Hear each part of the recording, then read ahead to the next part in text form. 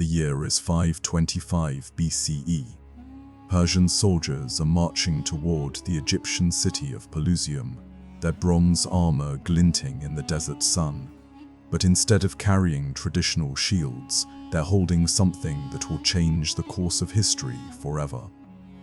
The live cats. The Egyptian defenders freeze. Their arrows remain unknocked, their spears lower. They watch in horror as their enemies advance, knowing that to fight back would mean harming the sacred animals they've sworn to protect with their lives. The Persians conquer the city without striking a single blow.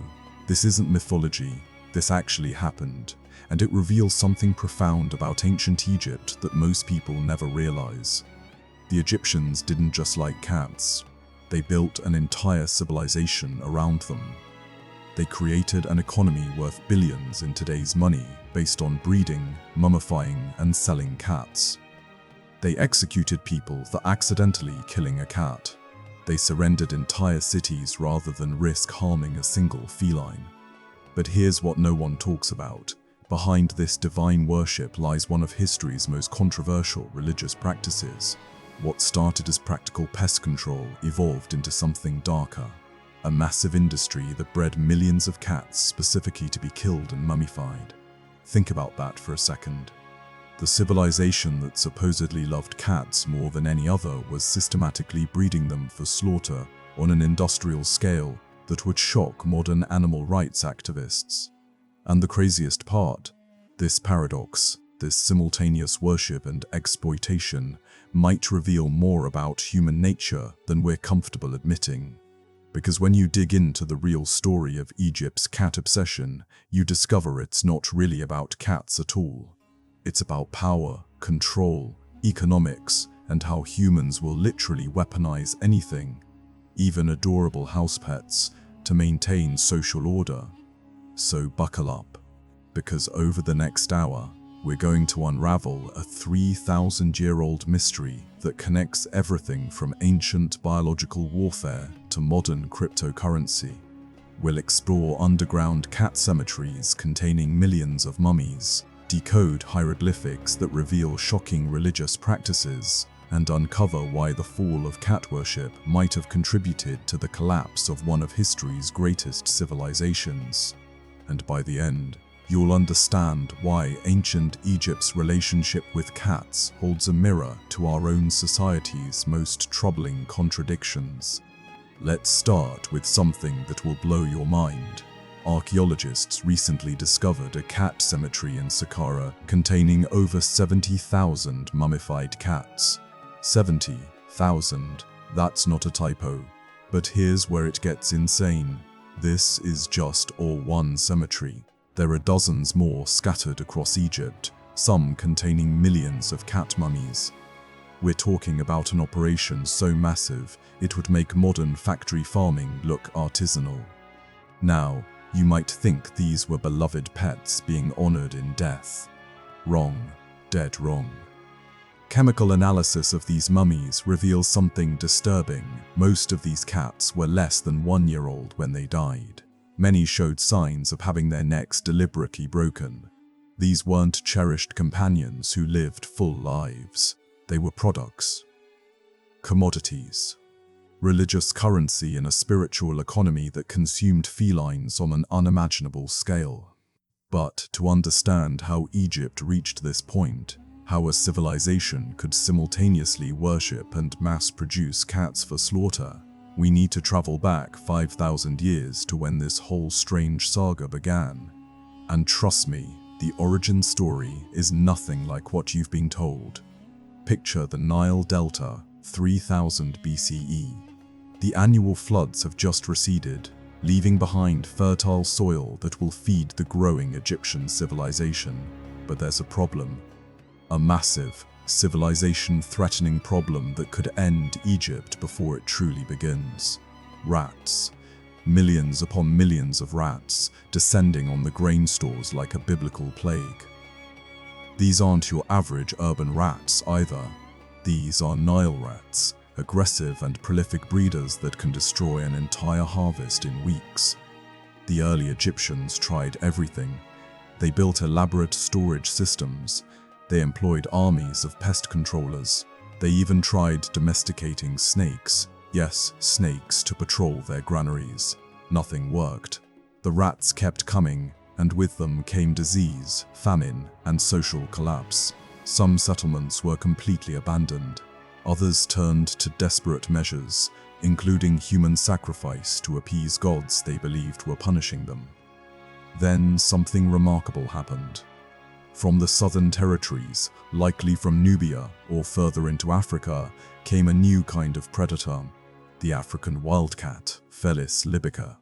Unlike the larger cats that occasionally wandered into Egyptian territories, these were smaller, more agile, and most importantly, they seemed drawn to human settlements, not to hunt humans, but to hunt the rats that plagued them. At first, the relationship was purely transactional. The cats got easy prey, humans got pest control. But then something shifted, something that would change both species forever. The Egyptians began leaving out food for the cats, not scraps, but actual offerings, good meat, fresh milk. They built small shelters near their grain stores. They started giving the cats names. But here's the twist nobody talks about. This wasn't just kindness. This was strategic manipulation. The Egyptian priests, always hungry for power and control, recognized an opportunity. If they could control the narrative around these cats, if they could convince people that cats were divine rather than simply useful, they could control the population through religious authority. And that's exactly what they did. The transformation happened gradually, then suddenly. Within just a few generations, cats went from being tolerated pest controllers to sacred beings whose lives were worth more than humans. The priests created elaborate mythologies. They claimed cats could see into the spirit world. They insisted that cats were the earthly incarnation of gods. They passed laws making it illegal to harm a cat, with penalties ranging from massive fines to public execution, and the population bought it completely. But why? What made the ancient Egyptians so susceptible to this feline religious fever? The answer reveals something profound about human psychology that's just as relevant today as it was 5,000 years ago. You see, the Egyptians weren't just afraid of rats. They were afraid of chaos, of uncertainty, of the fragility of their newfound civilization. The Nile's floods were unpredictable. Neighboring tribes were constantly threatening invasion. Disease could wipe out entire villages without warning. In this world of constant existential threat, cats represented something powerful: control over chaos. They were living proof that nature could be tamed, that the wild could be domesticated, that order could triumph over disorder. The priests understood this psychology perfectly.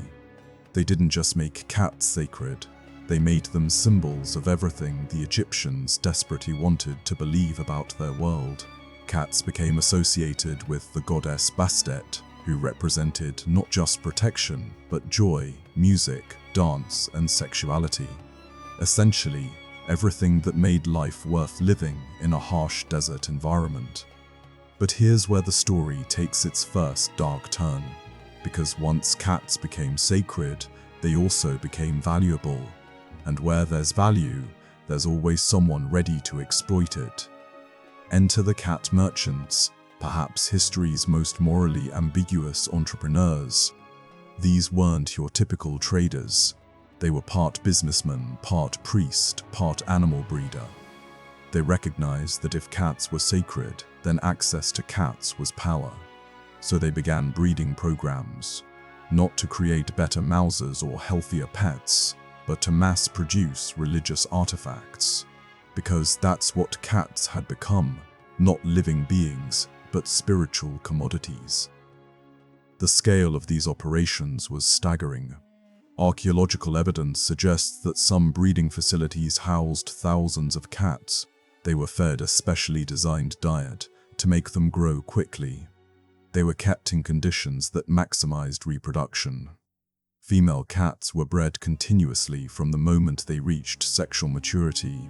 It was, to put it bluntly, a factory farm disguised as a religious institution. But wait, it gets worse. Because these cats weren't being bred to live, they were being bred to die. Specifically, to be mummified and sold to pilgrims who believed that offering a mummified cat to Bastet would guarantee them prosperity in this life and safe passage to the next. The priests who ran these operations got rich, obscenely rich. Some of the wealthiest individuals in ancient Egypt weren't pharaohs or generals, they were cat merchants. Now, you might be wondering, how did they justify this? How did a society that supposedly worshipped cats reconcile mass-producing them for slaughter? The answer is both ingenious and deeply disturbing. The priests created a theological loophole. They claimed that cats who were ritually killed and mummified weren't really dying. They were being translated directly to the divine realm where they would live forever as companions to the gods. It was spiritual gaslighting on a civilizational scale. But here's the thing that really messes with your head. The system worked. For over 2,000 years, this cat industrial complex was one of the pillars of Egyptian society. It generated enormous wealth. It maintained social order. It gave people hope in an uncertain world. The fact that it was built on the systematic exploitation of the very creatures it claimed to worship. That was a contradiction most Egyptians either couldn't see or chose to ignore. Sound familiar? It should, because this same pattern taking something pure and commodifying it until it becomes a grotesque parody of itself plays out again and again throughout history. The Catholic Church selling indulgences, the wellness industry turning mindfulness into a billion-dollar business, social media transforming human connection into engagement metrics. The mechanism is always the same. Take a genuine need, wrap it in spiritual or moral language, then exploit it for profit and power. But I'm getting ahead of myself. Let's return to ancient Egypt, where the cat worship industry is about to reach its absolutely insane peak. The year is 450 BCE, and the city of Bubastis is preparing for the festival of Bastet, an event that makes Burning Man look like a church picnic. Picture this: over 700,000 people descending on a single city. That's more than the entire population of Boston, converging on a place roughly the size of Central Park. They come by boat, the Nile clogged with vessels for miles in every direction. The boats are decorated with flowers and ribbons. Musicians play non-stop. People drink wine mixed with honey and psychoactive herbs. Women lift their skirts and dance provocatively to awaken the goddess. Men compete in elaborate drinking contests. It's pure, unfiltered hedonism, all in the name of honoring cats. But beneath the celebration, a massive economic engine is humming. Vendors sell cat amulets by the thousands. Every price point is covered, from cheap clay figurines for peasants to elaborate golden statues for the wealthy. Priests offer blessings in exchange for donations. Temple prostitutes provide sacred unions that supposedly channel Bastet's fertility power. And everywhere are the cat mummies. The mummy trade at these festivals was extraordinary. Pilgrims could purchase pre-made mummies or, for a premium, have the cat killed and mummified while they waited. There were different grades, different prices, different levels of elaboration. The cheapest were barely more than desiccated corpses wrapped in rough linen. The most expensive were works of art, cats mummified with their faces painted, their bodies adorned with gold leaf, placed in elaborately carved sarcophagi. One merchant's inventory tablet, discovered in the 1920s, records selling over 400 cat mummies in a single day. At the prices listed, that's equivalent to about 2 million in today's money. From one merchant. On one day, the entire festival might have generated the ancient equivalent of hundreds of millions of dollars. But here's what's really disturbing. Analysis of these mummies reveals that many weren't even complete cats. Some were just a few bones wrapped to look like a full animal. Others contained no cat remains at all, just mud and sticks shaped to fool buyers. It was massive, systemic fraud.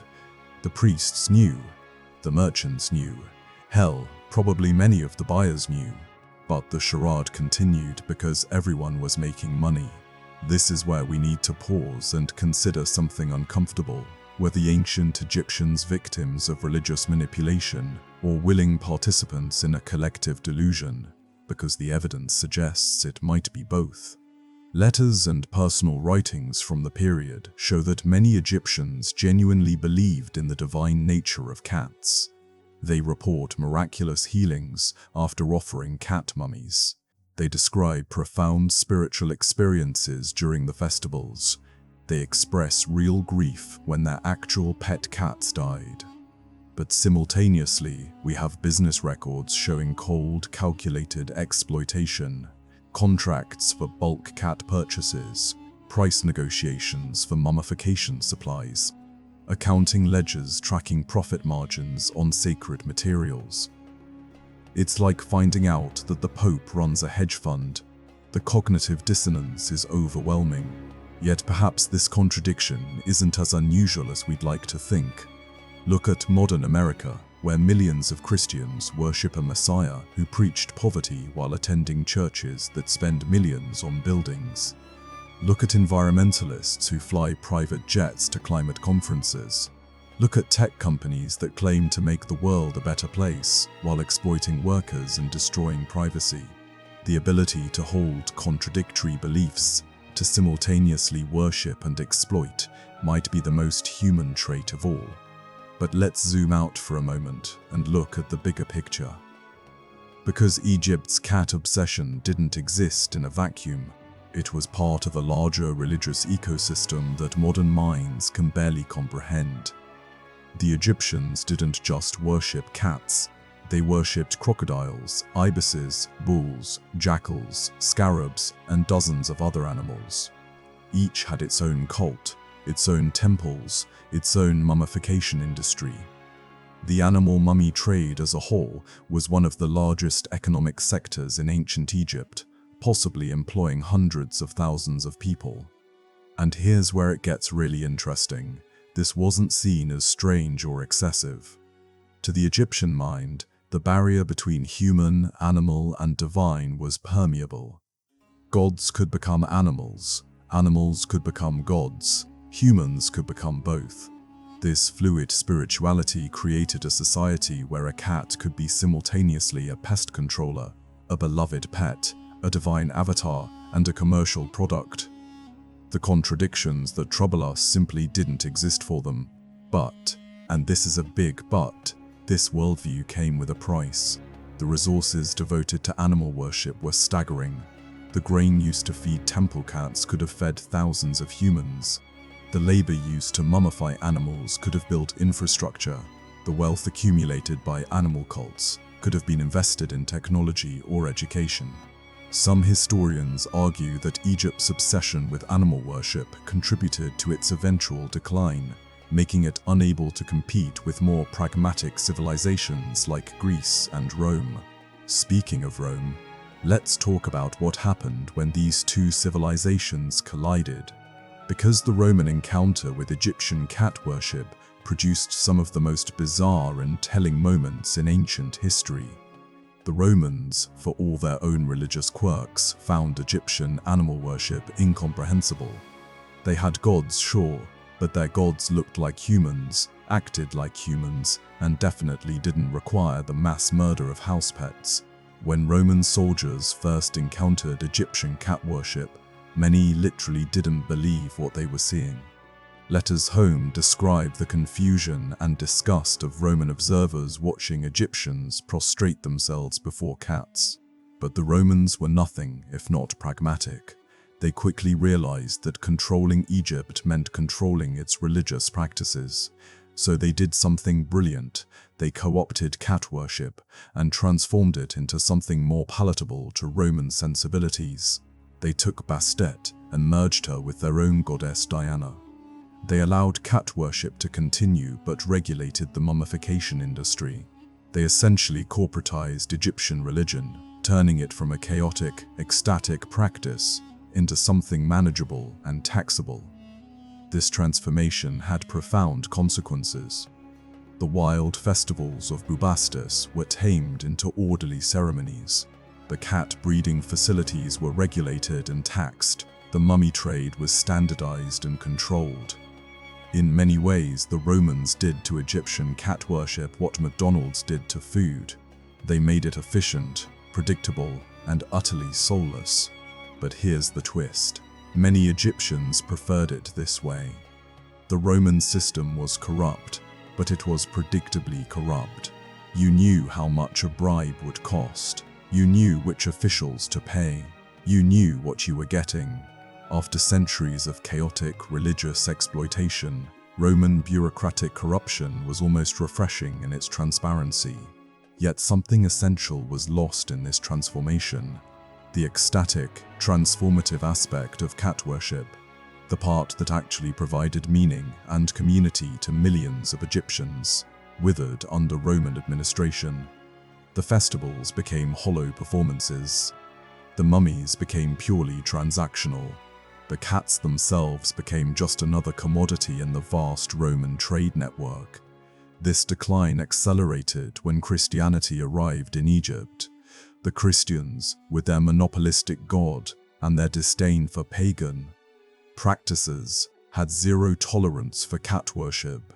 They shut down the temples, they banned the festivals, they destroyed millions of cat mummies, seeing them as demonic artifacts. In just a few generations, a practice that had defined Egyptian culture for 3 millennia was almost completely erased. But, and here's where the story gets really weird, it didn't disappear entirely, it went underground, literally. Egyptian Christians began incorporating cat imagery into their religious art, hiding it in plain sight. Coptic manuscripts from the period feature suspicious numbers of cats in religious scenes. Saints are depicted with feline companions. Even today, Egyptian Coptic churches often have unusual numbers of cats hanging around, tolerated and even fed by priests who would be horrified to know they're continuing a 5,000-year-old tradition. But the real survival of Egyptian cat worship didn't happen in Egypt. It happened in Europe, carried by traders, soldiers, and slaves who spread Egyptian ideas throughout the Roman Empire. The European association of cats with witchcraft. That comes directly from Egyptian magical practices. The idea that black cats are lucky or unlucky. Egyptian superstition. The crazy cat lady stereotype. You can trace it back to priestesses of Bastet. Even our modern internet cat obsession has Egyptian roots. The idea that cats are somehow more than animals, that they're mysterious, magical, worthy of devotion and endless documentation, that's not new. That's ancient. We're just expressing it through memes instead of mummies. But let's return to ancient Egypt one more time, because there's one aspect of cat worship we haven't discussed yet, and it might be the most important of all, the political dimension. You see, cats weren't just religious symbols, they were tools of political control, and the way they were used reveals something deeply unsettling about power and manipulation. Consider this. In ancient Egypt, the pharaoh's legitimacy depended partly on his relationship with the gods. And since cats were divine, the pharaoh's relationship with cats became politically crucial. Pharaohs were depicted with cats. They were buried with cats. They issued decrees protecting cats. But this wasn't about genuine religious devotion. It was about power. The pharaohs understood that controlling cat worship meant controlling the population. If you could convince people that you had a special relationship with Bastet, that you could intercede with the cat goddess on their behalf, you had leverage over their deepest fears and desires. It was psychological warfare disguised as religious practice. This manipulation reached its peak under the Ptolemaic dynasty, the Greek rulers who took control of Egypt after Alexander the Great's conquest. The Ptolemies weren't Egyptian. They didn't believe in Egyptian gods, but they understood that ruling Egypt meant playing the religious game, so they became the biggest patrons of cat worship in history. Cleopatra, yes, that Cleopatra was particularly shrewd in her use of cat symbolism. She appeared at public ceremonies with trained leopards, positioning herself as the ultimate cat goddess. She funded massive cat temples. She even claimed to be the reincarnation of Bastet. It was pure political theater, but it worked. The Egyptian people, who might have rejected a foreign queen, embraced her as a divine figure. But Cleopatra's cat strategy had an unexpected consequence. When she allied with Mark Antony against Octavian, later Augustus, she made cat worship a symbol of resistance against Rome. Egyptian rebels would leave dead cats at Roman garrisons as a threat. Roman collaborators would find cat mummies on their doorsteps, a warning that they were betraying the gods. Cats became weapons in a cultural war that would determine the fate of the Mediterranean world. When Cleopatra lost and Egypt became a Roman province, one of Augustus's first acts was to regulate cat worship. Not ban it, that would have caused a revolt, but control it. Tax it, bureaucratize it, drain it of its revolutionary potential. It was a masterclass in colonial management. Don't destroy the local religion, just neuter it. And this brings us to a crucial point that often gets overlooked. The fall of Egyptian cat worship wasn't just a religious change. It was a fundamental transformation in how humans relate to animals and nature. The Egyptian model, where animals could be divine, where the boundary between human and nature was fluid, was replaced by the Greco-Roman model, where humans were separate from and superior to nature. This shift would shape Western civilization for the next 2 millennia. Think about the implications.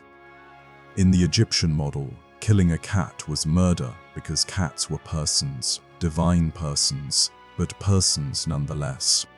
In the Greco-Roman model, animals were property, resources, things to be used. This wasn't just a philosophical difference, it was a complete restructuring of the cosmic order. And we're still living with the consequences. Modern factory farming? That's the logical endpoint of the Greco-Roman view. Animal rights movements, they're trying to return to something like the Egyptian view, where animals have inherent value beyond their usefulness to humans. The current debates about animal consciousness, animal rights, and human responsibility to other species. We're basically relitigating a theological argument that started when Rome conquered Egypt. But here's what's really mind-blowing.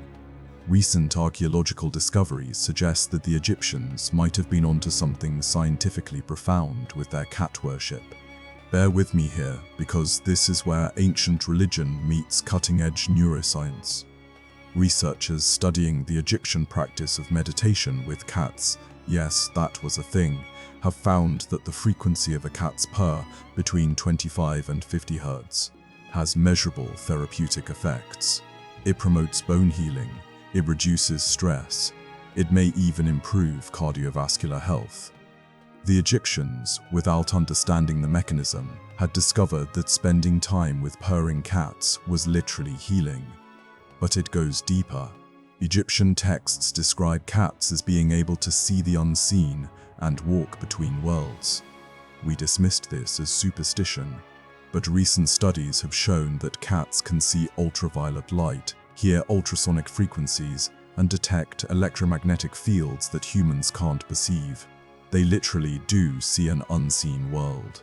The Egyptians, through careful observation over millennia, had noticed something real, even if they explained it in religious rather than scientific terms.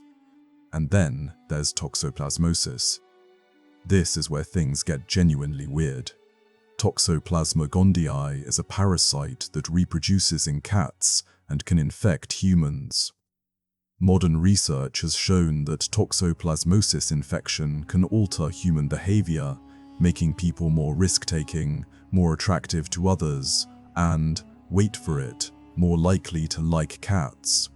Some researchers have suggested that toxoplasmosis might have played a role in the development of cat worship. The parasite, in effect, manipulated humans into worshipping its host species. Now, I'm not saying that Egyptian cat worship was just the result of a parasitic infection. That would be reductive and probably wrong. But the possibility that a microscopic organism might have influenced one of history's major religions, that's both terrifying and fascinating. It suggests that our religious and cultural practices might be influenced by factors we're not even aware of. But let's pull back from the science and return to the human story, because ultimately, Egyptian cat worship isn't really about cats, it's about us. It's about our need for meaning, our fear of chaos, our willingness to be exploited, and our capacity for both devotion and cruelty.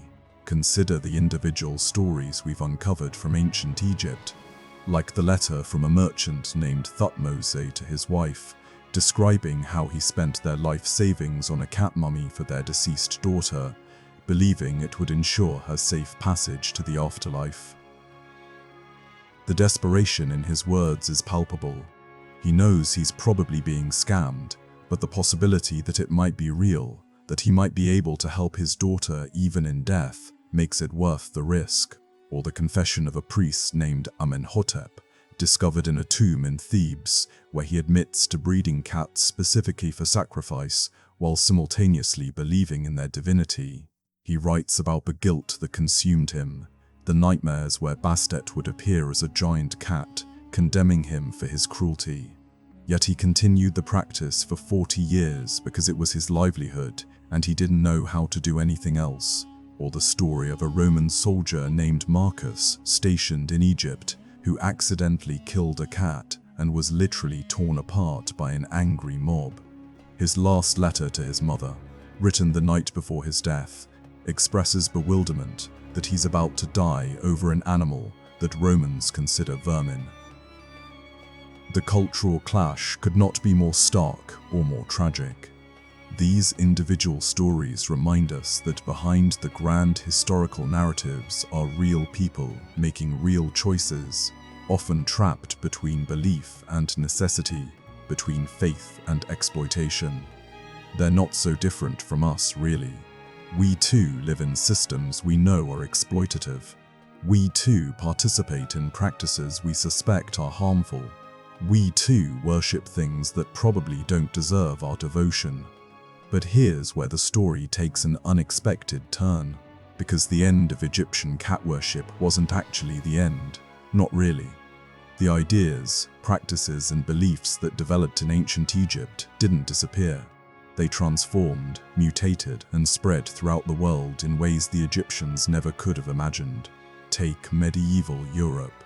When the Black Death swept through the continent in the 14th century, one of the contributing factors to its spread was the systematic killing of cats, which had been associated with witchcraft and devil worship, a direct inversion of Egyptian beliefs. The removal of cats led to a population explosion of rats, which carried the fleas that spread the plague. In a very real sense, Europe's rejection of Egyptian cat reverence contributed to one of the deadliest pandemics in human history. Or consider Islamic culture, where cats are considered clean animals, welcome in homes and even mosques. This tradition traces back directly to Egypt, which was a major center of early Islamic civilization. The Prophet Muhammad was said to have loved cats, and one famous story tells of him cutting off the sleeve of his robe rather than disturbing a sleeping cat. This reverence for cats in Islam is essentially Egyptian cat worship filtered through monotheistic theology. Even in Asia, Egyptian ideas about cats took hold. The Japanese maneki neko, or beckoning cat, which you see in shops and restaurants worldwide. Its origins can be traced back to Egyptian cat amulets that traveled along the Silk Road. The idea that cats bring prosperity and ward off evil spirits. Pure Egyptian theology, repackaged for a different culture. But perhaps the most interesting survival of Egyptian cat worship is in our modern digital age. Think about it. We share cat videos with religious fervor. We create elaborate mythologies around internet-famous cats. We spend billions of dollars annually on cat products that our cats don't need or even want. We've essentially recreated Egyptian cat worship, just without the explicit religious framework. And just like in ancient Egypt, there's a massive economy built around our cat obsession. Pet industry revenues in the United States alone exceed $100 billion annually. Instagram influencer cats earn millions. The cryptocurrency Dogecoin might be dog-themed, but there are dozens of cat-themed cryptocurrencies worth hundreds of millions of dollars. We financialized feline worship just as thoroughly as the Egyptians did. But here's what's really fascinating. We're also recreating the Egyptian tension between worship and exploitation. We claim to love cats, yet millions are euthanized in shelters annually. We spend fortunes on designer breeds while street cats starve. We celebrate cats online while supporting industries that test on them. The contradiction that defined Egyptian cat worship, simultaneous reverence and exploitation, is alive and well in the 21st century. This raises uncomfortable questions. Are we really any more enlightened than the ancient Egyptians? Have we actually progressed, or have we just found new ways to express the same contradictions? When future archaeologists dig up our civilization and find millions of cat videos stored on servers, what will they conclude about us? But there's another layer to this story that we need to explore, the environmental angle. Because Egyptian cat worship, for all its contradictions and cruelties, might have been one of history's first successful conservation programs. And its collapse had ecological consequences that rippled through millennia. You see, by making cats sacred, the Egyptians created one of the world's first protected species. Killing a cat wasn't just illegal, it was sacrilege. This protection allowed cat populations to thrive, which in turn controlled rodent populations, which protected grain stores, which enabled civilization to flourish. It was an elegant ecological balance maintained by religious decree. But when cat worship ended and cats lost their protected status, the ecological balance collapsed. Rodent populations exploded. Disease spread more easily. Agricultural yields declined. Some historians argue that the degradation of Egypt's agricultural system following the end of cat worship contributed to its economic decline and eventual conquest by Arab armies in the 7th century. This pattern, religious protection leading to ecological balance, followed by religious change leading to ecological collapse, has repeated throughout history. The sacred groves of ancient Europe, protected by pagan religions, were cleared when Christianity arrived. The sacred rivers of India, once protected by Hindu beliefs, became polluted when British colonialism disrupted traditional practices. Religious beliefs, it turns out, can be powerful tools for environmental protection, which brings us to a provocative question. What if Egyptian cat worship wasn't primitive superstition, but sophisticated ecological management disguised as religion? What if the priests who declared cats sacred understood, on some level, that protecting cats meant protecting the agricultural system that Egyptian civilization depended on? What if religion was just the most effective way to enforce environmental protection in a pre-scientific society? This isn't as far-fetched as it sounds.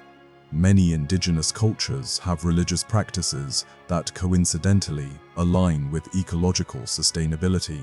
Taboos against overhunting certain animals during breeding season, sacred forests that preserve biodiversity, religious calendars that prevent over-farming. These practices work not because they're divinely inspired, but because they've been refined over thousands of years of trial and error. The Egyptians might have understood this. There's evidence that the priest class included what we would recognize as proto-scientists, people who observed natural patterns, recorded data, and drew conclusions. They might have recognized the cat-rodent grain connection and used religion to protect it. The mythology was just packaging for ecological wisdom. But if this is true, it raises disturbing questions about our own time. We have the scientific knowledge to understand ecological connections. We know that our current practices are unsustainable, yet we seem incapable of changing behavior at the scale required. Maybe the Egyptians were onto something. Maybe human psychology requires religious or quasi-religious frameworks to accept limitations on behavior. Maybe pure rationality isn't enough. This might explain why modern environmental movements often take on religious characteristics. The veneration of Mother Earth, the prophetic warnings of climate apocalypse, the calls for sacrifice and transformation. We're trying to create new sacred categories to protect the environment, just like the Egyptians created sacred cats to protect their agricultural system. But we're running into the same problem the Egyptians did, the tension between reverence and exploitation. We create national parks while strip mining mountains. We celebrate nature documentaries while destroying habitats. We buy electric cars while supporting systems that make them necessary. The contradiction is the same, only the scale has changed. And this brings us to perhaps the most important lesson from Egyptian cat worship: the danger of solution becoming problem. What started as a practical response to rodent infestation became a massive industry that consumed enormous resources and ultimately contributed to Egypt's decline. The cure became worse than the disease. We see this pattern everywhere. Social media, designed to connect people, isolates them. Antibiotics, designed to fight disease, create superbugs. Financial systems, designed to facilitate trade, create inequality. Every solution contains the seeds of new problems. The Egyptians learned this with cats. We're learning it with technology. But there's one more twist to this story. One final revelation that changes everything. Recent genetic analysis of mummified Egyptian cats has revealed something shocking. The cats the Egyptians worshipped weren't quite the same species we know today. They were Felis libica, the African wildcat, which is the ancestor of modern domestic cats but genetically distinct. The process of domestication, of turning wild cats into house cats, happened during the period of Egyptian cat worship. Think about what this means. Egyptian cat worship didn't just celebrate cats, it created them. The modern domestic cat exists because the Egyptians selectively bred cats for thousands of years, choosing the most docile, the most attractive, the most divine for their breeding programs. Every house cat alive today is descended from Egyptian temple cats. Every purr, every meow, every head bump is an echo of ancient Egyptian religious practice. This is evolution, guided by theology. The Egyptians didn't understand genetics, but their religious practices shaped the genome of an entire species. They literally created a new form of life through worship. It's intelligent design, except the intelligence was human and the design was unconscious. But here's what's really mind-bending. The cats changed us too. Recent studies suggest that living with cats may have influenced human evolution. Exposure to Toxoplasma gondii might have selected for certain genetic traits. The need to communicate with cats might have influenced the development of human vocal patterns. The emotional bonds formed with cats might have shaped our capacity for interspecies empathy. We didn't just domesticate cats, they domesticated us. It was a co-evolutionary process mediated by religious practice that created both the modern cat and the modern cat-loving human. Egyptian cat worship wasn't just a cultural phenomenon, it was an evolutionary event that reshaped two species. And it's still happening. The internet's cat obsession is driving new forms of artificial selection. We're breeding cats for Instagrammability. We're selecting for traits that photograph well, that go viral, that generate engagement. We're creating new cat breeds at an unprecedented rate, each designed to trigger specific human emotional responses. The Egyptian priests would recognize what we're doing, even if they wouldn't understand the technology. But unlike the Egyptians, we can't claim ignorance about what we're doing. We understand genetics, we know about evolution, we can see the consequences of our choices. Yet we continue, driven by the same forces that drove the Egyptians: profit, power, and the deep human need to control and be comforted by nature. This self-awareness makes our situation both better and worse than the Egyptians. Better because we could theoretically make more informed choices. Worse because we continue despite knowing better. We're like the priest Amenhotep, breeding cats for sacrifice while knowing it's wrong, except our sacrifices are to the algorithms of social media rather than the altars of Bastet. As we approach the end of this journey through 5,000 years of human-cat relations, let's consider what it all means. What can Egyptian cat worship teach us about ourselves, our society, and our future? First, it shows us that the boundary between sacred and exploited is thinner than we'd like to believe. The same society that worshipped cats also mass-produced them for slaughter. The same priests who proclaimed cats divine also ran cat-killing factories. Reverence and exploitation aren't opposites. They're often two sides of the same coin. Second, it reveals the power of collective belief to shape reality. Egyptian cat worship created modern cats, influenced human evolution, shaped architectural styles, inspired art and literature, and left traces in cultures worldwide. Beliefs, even false ones, have real consequences that ripple through millennia. Third, it demonstrates the danger of solutions becoming problems. Egyptian cat worship solved the rodent problem, but created religious, economic, and ecological problems that contributed to Egypt's decline. Every solution contains the seeds of future crises. Fourth, it shows that humans will weaponize anything, even cute animals, for power and profit. The Egyptian priests who used cats to control populations have their modern equivalents in tech companies that use cat videos to harvest attention and data. Finally, and perhaps most importantly, it suggests that our relationship with nature is fundamentally paradoxical. We need nature, we fear nature, we worship nature, we exploit nature, often simultaneously. The Egyptians expressed this paradox through cat worship. We express it through environmental destruction paired with nature documentaries. The form changes, the paradox remains. So here we are, 5,000 years after the first Egyptian looked at a wildcat and thought, "This creature is divine."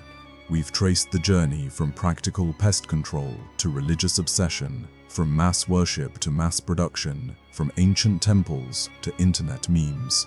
And what have we learned? We've learned that Egyptian cat worship wasn't just about cats. It was about power, control, economics, ecology, evolution, and the eternal human struggle to find meaning in a chaotic universe. The Egyptians projected onto cats everything they hoped and feared, everything they desired and despised. And in doing so, they created a mirror that still reflects our own contradictions today.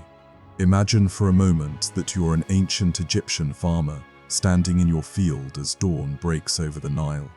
Your cat, descended from temple cats, bred for divinity, walks beside you, hunting the mice that threaten your grain. You don't know about evolution or economics or parasites. You just know that this creature keeps you alive, and so you call it sacred.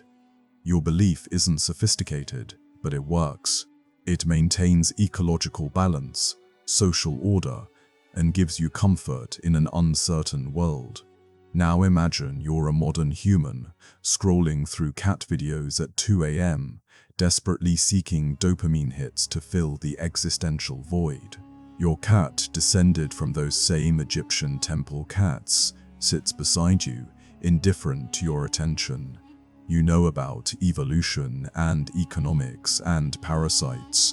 You know you're being manipulated by algorithms designed to harvest your attention, yet you continue scrolling. Your knowledge is sophisticated, but it doesn't help. You're just as trapped in the human-cat dynamic as that ancient farmer. The difference between you and that Egyptian farmer isn't progress, it's awareness. You know what you're doing. You understand the mechanisms. You can see the exploitation beneath the adoration. But knowledge without action is just elaborate self-deception. In some ways, the farmer's honest ignorance was more dignified than our informed paralysis. But here's the thing. Recognition is the first step toward transformation. By understanding Egyptian cat worship, really understanding it, in all its complexity and contradiction, we can better understand our own relationships with nature, technology, and power. We can see patterns that repeat across millennia. We can recognize when worship becomes exploitation, when solution becomes problem, when reverence becomes commodity. And maybe, just maybe, we can do better, not by returning to some imagined pure past, but by consciously choosing which aspects of the human-nature relationship we want to preserve and which we want to transform. The Egyptians couldn't make that choice because they didn't have the knowledge. We do. The question is whether we have the will.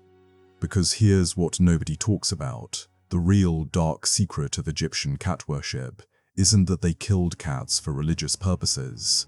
It's that they created a system so powerful, so seductive, so perfectly aligned with human psychological needs that we're still trapped in it 5,000 years later. Every cat video you watch, every meme you share, every dollar you spend on unnecessary cat products, you're participating in a religious system invented by Bronze Age priests. You're a devotee of Bastet whether you know it or not. And the craziest part, it's not necessarily bad. The human-cat relationship, for all its contradictions and exploitations, has been remarkably successful for both species. Cats have conquered every continent except Antarctica. Humans have found in cats a source of comfort, companionship, and connection that transcends culture and time.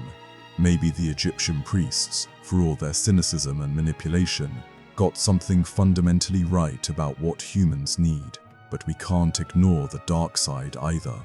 The millions of cats euthanized annually, the ecological destruction caused by feral cat populations, the billions of birds killed by outdoor cats each year, the genetic deformities bred into cats for human aesthetic preferences. We've inherited not just the Egyptians' love of cats, but also their capacity to simultaneously worship and destroy. So what's the path forward? How do we honor the positive aspects of our feline inheritance while addressing its destructive elements? The answer might lie in something the Egyptians understood intuitively but couldn't articulate: the need for conscious, ethical relationship with the natural world. This doesn't mean worshipping cats as gods or treating them as mere property. It means recognizing them as fellow travelers on this strange evolutionary journey, shaped by us as we've been shaped by them. It means taking responsibility for the species we've created and the ecological relationships we've disrupted. It means seeing in our relationship with cats a microcosm of our relationship with all of nature. Complex, contradictory, but ultimately inseparable. The ancient Egyptians believed that cats could see the unseen world. In a sense, they were right. Through our relationship with cats, we can see normally invisible aspects of human nature: our need for connection, our capacity for both love and cruelty, our ability to create meaning from randomness, our tendency to worship what we simultaneously exploit. Cats are mirrors, reflecting back our own contradictions. The Egyptians saw divinity in that reflection. We see viral content. But underneath, it's the same phenomenon: humans trying to understand themselves through their relationship with another species. The medium has changed from temple walls to smartphone screens. But the message remains constant: we are not alone in this universe, and our relationships with other species define us as much as we define them. As you leave this video and return to your daily life, you'll probably encounter a cat. Maybe your own pet, maybe a stray, maybe just another video in your feed. When you do, remember the 5,000-year journey that brought you both to that moment. Remember the Egyptian priests who first declared cats sacred. Remember the millions of mummified cats buried in Egyptian sand. Remember the evolutionary dance that created both modern cats and modern humans. And ask yourself, what role do you want to play in this ongoing story? Will you be like the ancient Egyptian farmer, finding meaning and protection in your relationship with cats? Will you be like the priest Amenhotep, trapped between belief and exploitation? Will you be like the Roman administrators, coldly managing what was once sacred? Or will you forge something new, a relationship that honors the past while transcending its limitations? The choice is yours.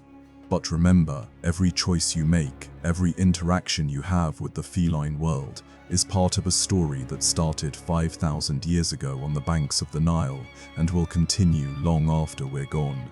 You're not just a person living with or observing cats. You're a participant in one of history's longest-running experiments in interspecies relationship. The Egyptians believed that in the afterlife, they would be judged by how they treated cats. They were wrong about the afterlife, probably, but they might have been right about the judgment. How we treat the species we've domesticated, the ecosystems we've disrupted, the creatures we share this planet with. That really is how we'll be judged, not by gods, but by history, by our descendants, by the earth itself. So, the next time someone shares a cat video, remember, you're not just watching amusing content. You're participating in a 5,000-year-old religious tradition. You're contributing to an ongoing evolutionary experiment. You're part of a story that connects ancient Egyptian temples to modern server farms, Bronze Age priests to Silicon Valley engineers, the goddess Bastet to Grumpy Cat. The dark secret of Egypt's cat worship isn't really a secret at all. It's a mirror showing us who we are. Creatures capable of both transcendent love and devastating exploitation, often simultaneously. The cats know this. They've always known. They've been watching us for 5,000 years, purring and judging in equal measure. And perhaps that's the final lesson. The cats were never really the ones being worshipped. We were worshipping ourselves, our own capacity to find meaning and create order in a chaotic universe. The cats were just patient enough to let us project our needs onto them, smart enough to benefit from the arrangement, and independent enough to maintain their dignity despite our desperate need for their approval. In the end, maybe that's what made them divine, not their supposed supernatural powers, but their ability to remain themselves despite millennia of human projection, manipulation, and adoration. They let us worship them without ever quite believing in their own divinity. They accepted our offerings without becoming dependent. They shared our homes without surrendering their wildness. The Egyptians were right. Cats can walk between worlds. Not the world of the living and the dead as they believed, but the world of wild and domestic, natural and cultural, sacred and profane. They exist in the liminal spaces where categories break down, where contradictions coexist, where the impossible becomes everyday. They are, in essence, living paradoxes. And that's what makes them perfect mirrors for the human condition. Think about what you've just learned. You've discovered that one of history's most powerful civilizations built its entire religious economy around breeding cats for slaughter, while simultaneously worshipping them as gods. You've seen how a practical solution to pest control evolved into a multi-billion-dollar ancient industry that would make modern factory farming look quaint. You've learned that the battle tactics of empires, the spread of plagues, and even human evolution itself were shaped by our relationship with these small, furry predators. But more importantly, you've seen yourself. Because every contradiction in Egyptian cat worship exists in our modern world, just dressed in different clothes. We worship technology while knowing it exploits us. We celebrate nature while destroying it. We crave authenticity while living increasingly artificial lives. The Egyptians at least had the excuse of not understanding the full implications of their choices. What's ours? Here's what's going to happen after you finish this video. You're going to see cats differently. Not just your cat or cats in general, but the entire human-cat relationship. You'll notice things you never noticed before. The way cat ownership correlates with social class. The way cat memes function as modern religious imagery. The way our treatment of cats reflects our broader relationship with nature. You'll see Egyptian patterns everywhere because, once recognized, they can't be unseen. You might feel uncomfortable with this new awareness. Good. Discomfort is the beginning of growth. The Egyptians were comfortable in their contradictions, and it ultimately contributed to their civilization's decline. We have the opportunity to be different, to acknowledge our contradictions and consciously work to resolve them, rather than simply accepting them as inevitable. But here's the real question you should be asking yourself. If our relationship with cats is this complex, this riddled with exploitation masquerading as love, what about our other relationships? What about our relationship with dogs, bred into genetic dysfunction for our aesthetic pleasure? What about our relationship with livestock, hidden away in industrial facilities, so we don't have to confront the reality of our consumption? What about our relationship with the natural world as a whole, which we claim to cherish while systematically destroying it? The cat worship of ancient Egypt isn't just history, it's prophecy. It shows us where we're headed if we continue on our current path. We're creating our own version of the Egyptian cat economy, except instead of breeding cats for mummification, we're breeding them for social media. Instead of offering them to Bastet, we offer them to the algorithm. Instead of priests getting rich from cat mummies, tech billionaires get rich from cat content. But unlike the Egyptians, we can see where this leads. We have their example as a warning. We can choose differently. The question is, will we? Let me paint you a picture of two possible futures. In one, we continue the Egyptian pattern. Cat breeding becomes increasingly extreme as we chase viral potential. Genetic disorders increase as we prioritize appearance over health. The commodification of cats accelerates until they become pure products, stripped of their essential catness. Environmental destruction from feral cat populations continues unchecked, because addressing it would require confronting uncomfortable truths about our relationship with these animals. We end up with a world where cats exist, but the sacred human-cat bond that started 5,000 years ago in Egypt is finally irreversibly broken. In the other future, we learn from the Egyptians' mistakes. We recognize that reverence without responsibility is just another form of exploitation. We develop ethical frameworks for our relationships with domestic animals that acknowledge both their inherent value and their dependence on us. We use our scientific understanding to create better lives for cats rather than just more profitable ones. We find ways to honor the human-cat bond that don't require mass breeding or environmental destruction. We evolve beyond worship and exploitation towards something new, genuine partnership. Which future we get depends on the choices we make right now. Not grand, dramatic choices, but small, daily ones. Do you support ethical breeders or puppy mills? Do you keep your cat indoors or let it decimate local bird populations? Do you share content that celebrates healthy cats or content that normalizes genetic deformities? Do you see your cat as a possession, a deity, or a fellow being deserving of respect but not worship? These might seem like small choices, but remember, Egyptian cat worship didn't start with massive temples and mummification factories. It started with individual farmers leaving out food for wildcats.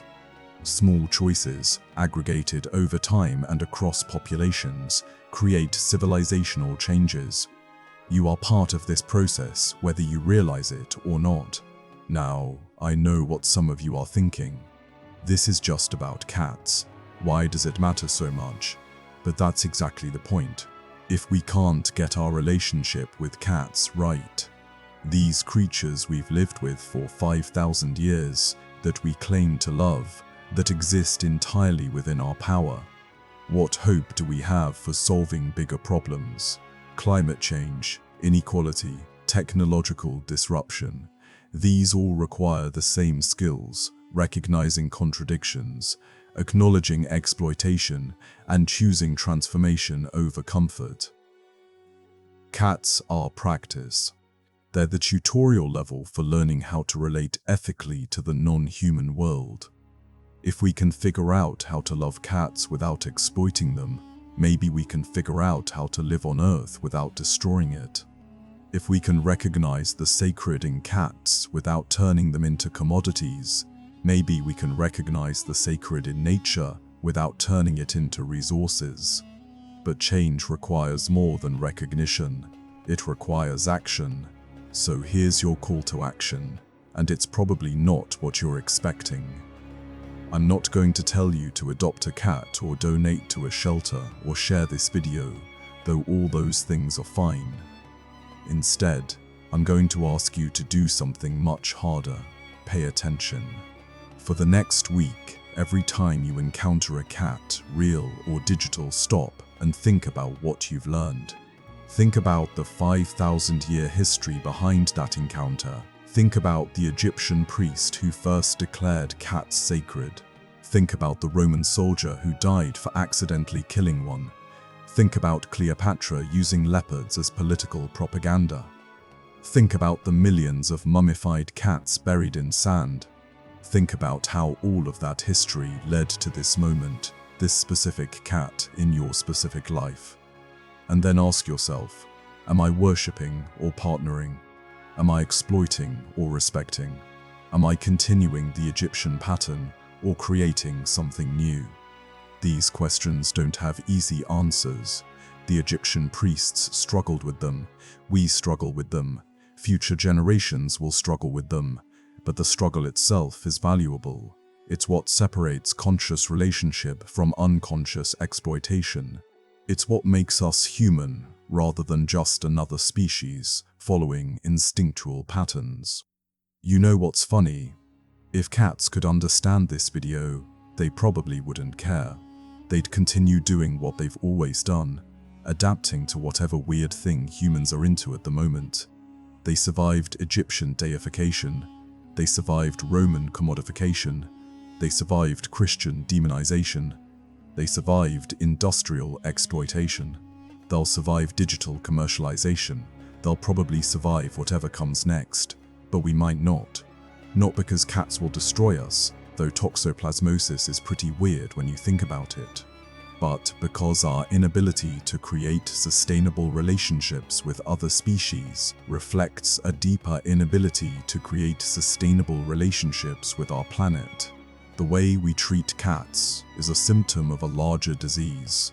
The belief that we can worship and exploit simultaneously without consequences. The Egyptians learned the hard way that this doesn't work.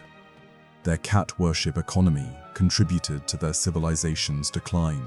We're running the same experiment on a global scale with the entire natural world. The stakes are infinitely higher, but the pattern is identical. So when you see your next cat, remember, you're not just looking at an animal. You're looking at a warning from history, a mirror of human nature, and an opportunity for transformation.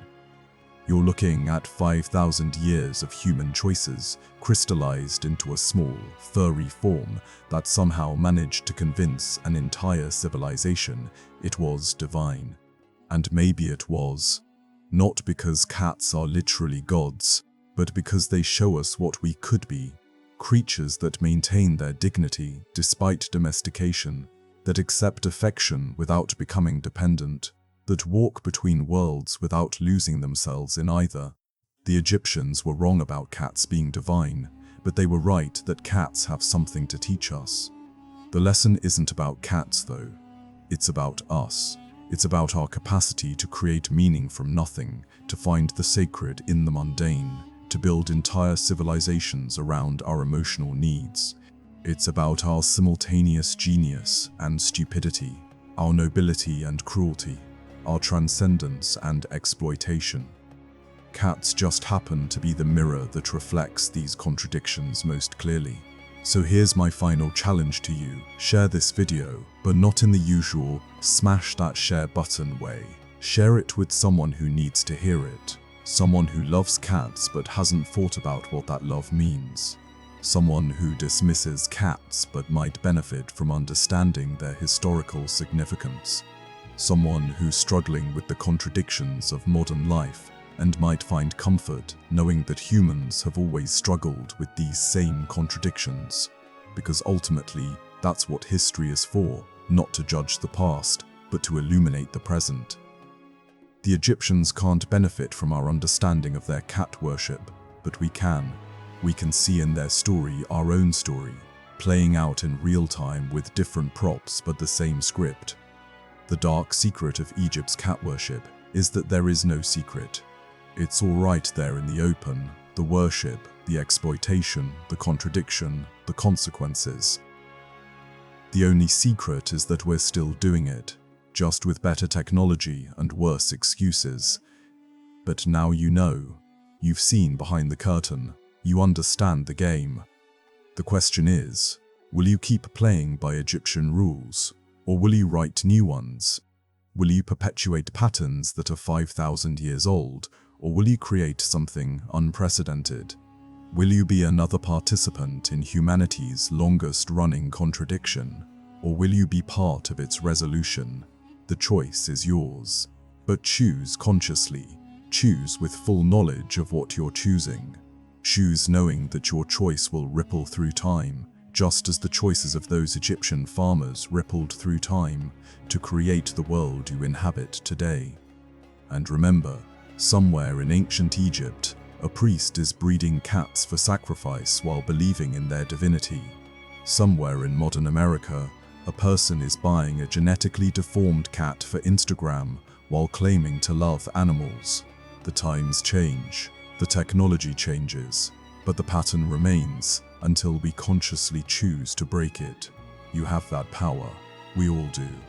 The question is whether we'll use it or continue playing out scripts written by Bronze Age priests who've been dead for 3,000 years.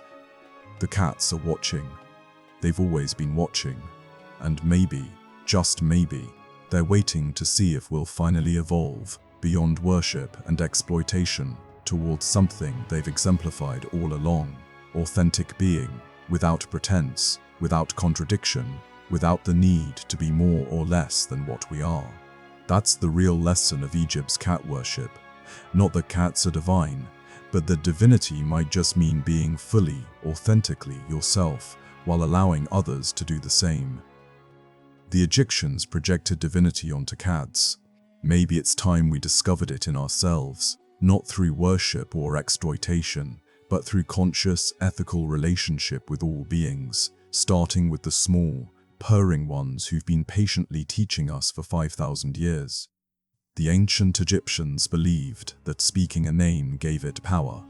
So speak this truth into existence. We are not doomed to repeat the patterns of the past. We can learn, grow, and transform. We can create relationships that honor both parties without exploitation. We can find the sacred without commodification. We can love without destroying. The cats have been showing us how all along. We just haven't been paying attention. Now we are. And that changes everything.